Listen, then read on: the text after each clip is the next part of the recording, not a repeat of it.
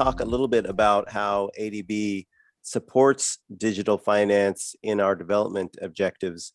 And of course, ADB supports development through a wide range of financial vehicles, including our grants and lending and technical assistance. We've provided 20 billion for the COVID relief program, and more recently 9 billion for vaccine programs, which are important as a response to the current crisis. We also support conditional cash transfers, and we support the improvement of financial systems, including policy advice and infrastructure support. We support building infrastructure for treasury departments and central banks. And we recently even published a fintech policy toolkit to support digital finance in our region.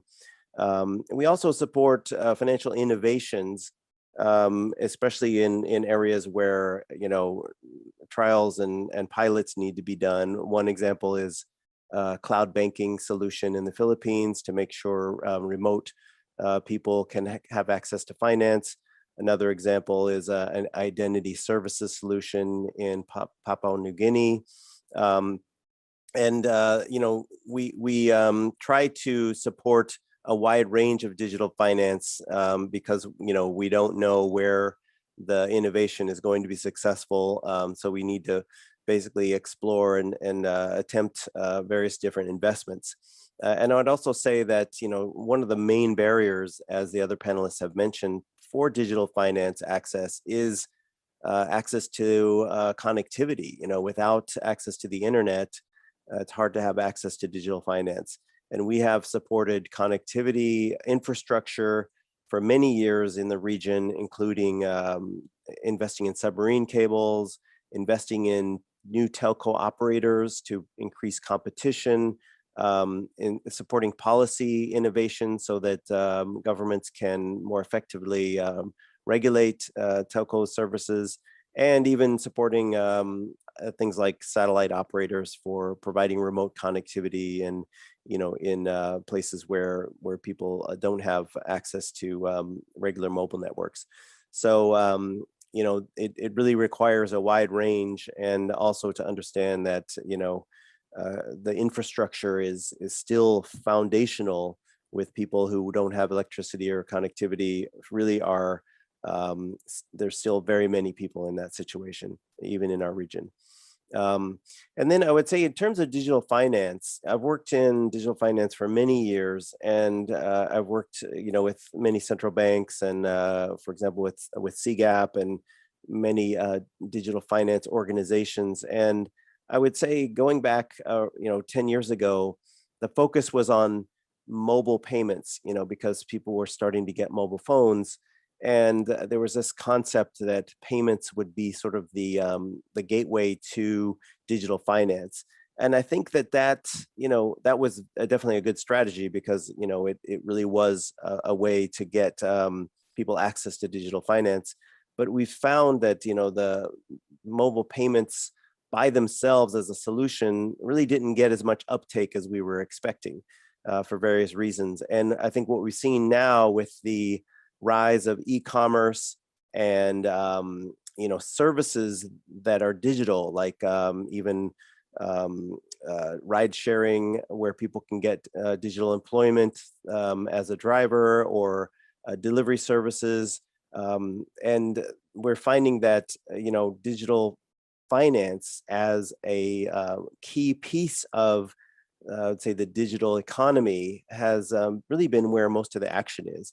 So you see that when you're trying to engage in e-commerce, you pretty much have to use digital finance, and when that comes as a package, it's much more compelling for individuals to get connected to the digital economy. And so I think that payments really need to be part of an integrated solution in order to make the most impact. And digital finance as that key, foundational infrastructure for digital economy. Another thing I think is that governments really need to decide where they're going to support digital finance.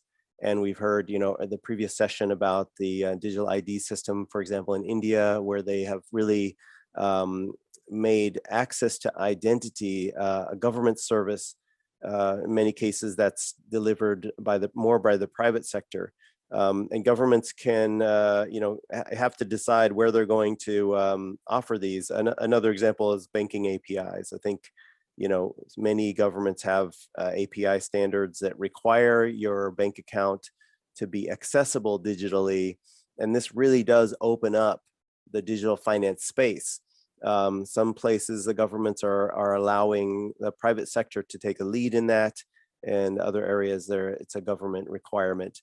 I'm not sure what's the best approach there, because we're going to see all of them, but it really is important to get digital ID, API standards, so that people can get easy access and easy verification, security, and then APIs to make sure that basically solutions are interoperable.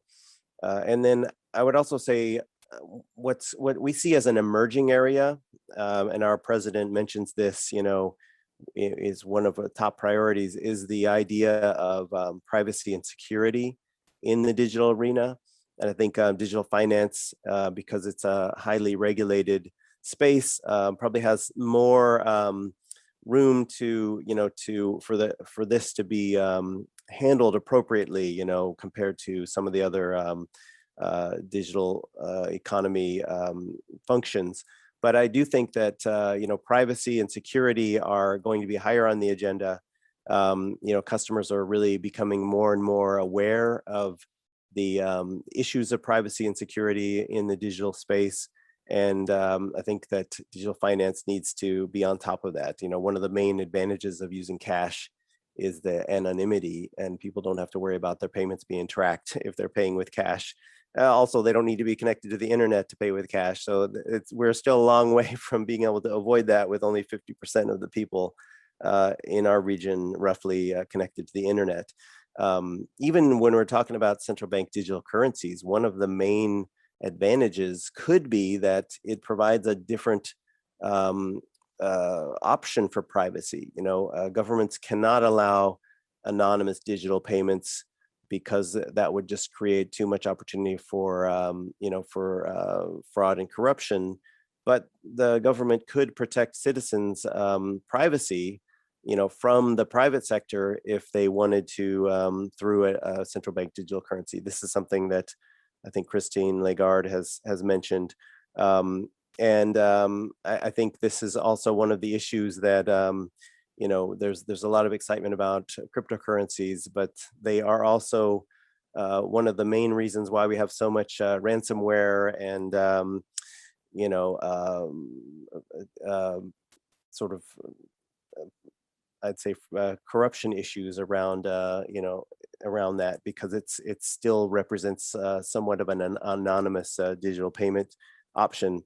So ADB is really looking at all of this, we're supporting some countries in our region to investigate central bank digital currencies, and we're looking to also increase the use of digital, in the innovation in digital for cross-border payments, because in our region that represents a huge cost. The Philippines, where we are hosted, has a very large percentage of GDP as remittances, and just the cost of that represents something like almost 1 point of GDP, just because of the the difficulty of making payments from different countries. I think that the promise of digital finance is very great.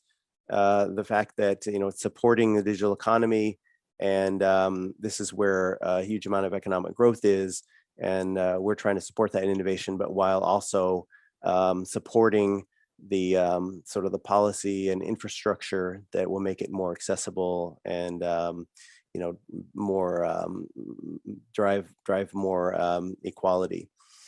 So I think that's it for me. Thank you, Judith. I'll hand it back to you.